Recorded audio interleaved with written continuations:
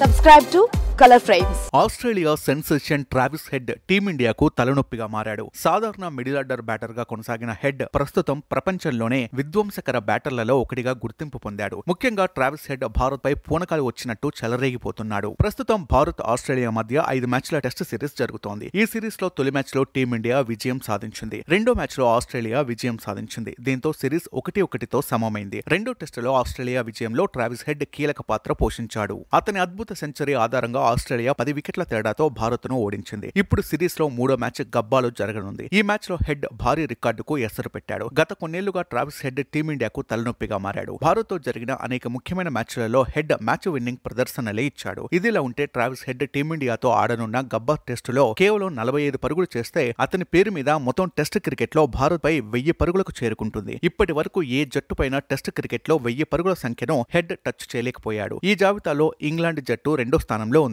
English జట్టుపై head 24 ఇన్నింగ్స్లో 910 పరుగులు చేశాడు. ట్రావిస్ హెడ్ టీమిండియాపై టెస్ట్ క్రికెట్ లో 21 ఇన్నింగ్స్లో 47.75 సగటుతో 955 పరుగులు చేశాడు. ఈ కాలంలో అతను 2 సెంచరీలు మరియు 4 అర్ధ సెంచరీలు సాధించాడు. అడిలైడ్ టెస్టులో హెడ్ 2 సెంచరీ సాధించాడు. ప్రపంచ టెస్ట్ ఛాంపియన్షిప్ చివరి మ్యాచ్ లో అతను తన మొదటి సెంచరీని సాధించాడు. అయితే టెస్ట్ క్రికెట్ లో పాకిస్తాన్ పై హెడ్ రాణించకపోవడం గమనార్హం. ఎందుకంటే ఈ విధ్వంసకర బ్యాట్స్మెన్ పాకిస్తాన్ పై 14 ఇన్నింగ్స్లో 295 పరుగులు మాత్రమే చేశాడు. అతని టెస్ట్ సగటు 22.69 మాత్రమే. వీడియో మీకు నచ్చినట్లయితే ప్లీజ్ లైక్ చేయండి, షేర్ చేయండి, కామెంట్ చేయండి.